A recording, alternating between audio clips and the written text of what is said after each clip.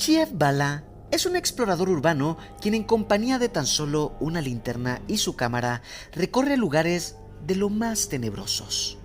Esta vez se aventuró a visitar la entrada a la red de alcantarillado, lugar donde viven los vagabundos.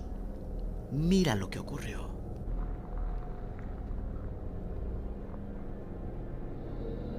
¡Verga!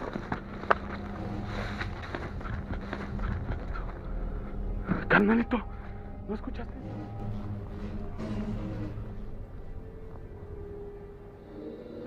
¡Verga!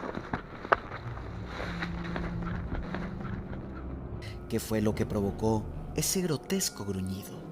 ¿Qué será lo que se esconde allí abajo?